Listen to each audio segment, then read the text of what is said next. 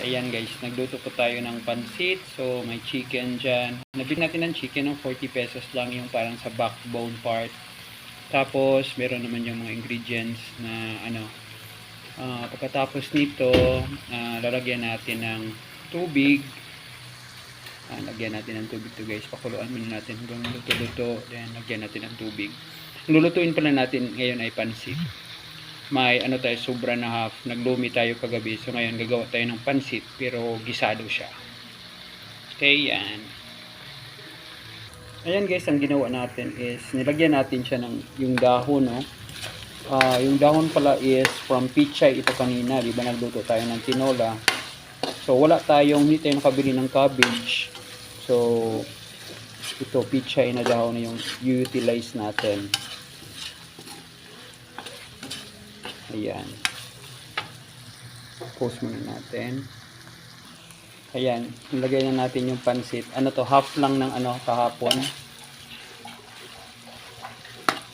Pag ganito guys, na walang tubig, siya guys, ang mangyayari dito is hindi siya mapanos guys. Hindi siya mapanis. Mapanos sa Bisaya.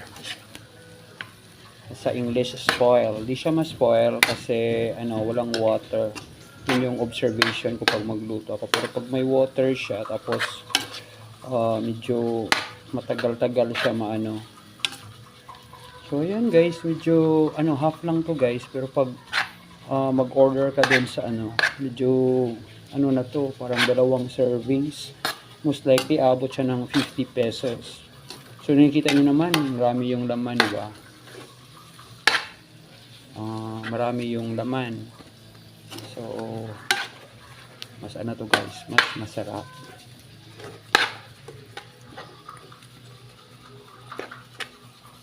Paborito ni Yubin ang pansit. So luto tayo ng konti, mayroon na tayong tinola. Saka ito Sunday kasi ngayon, so may time.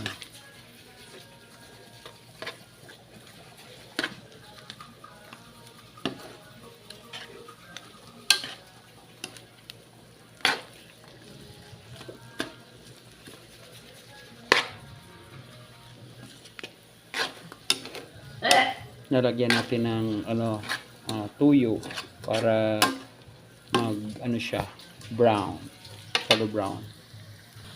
Ayan guys, nadamihan yata ng tuyo.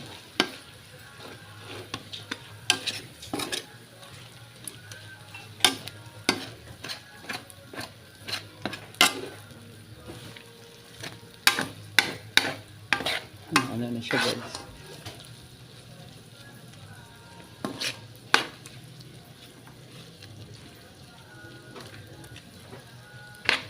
Slow fire na lang natin, no?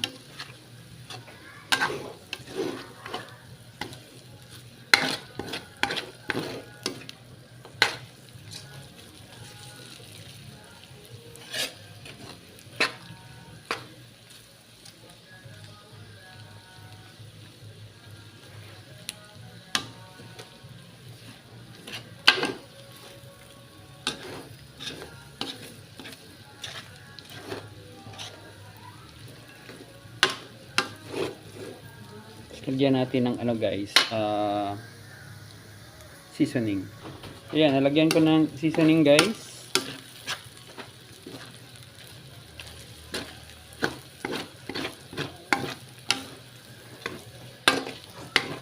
Yeah, pwede na to guys. Post muna natin. Tapos ngayon, nilagyan ko ng spring onion sa top. Ayan guys, may spring onions. Pinatay ko na yung guys, yung kalayo. You can see the color of green, something red. Ayan guys, may pansit na tayo. I hope you like our pansit, our own version of pansit. So mainit pa siya, parang niluluto pa siya guys. Ayan.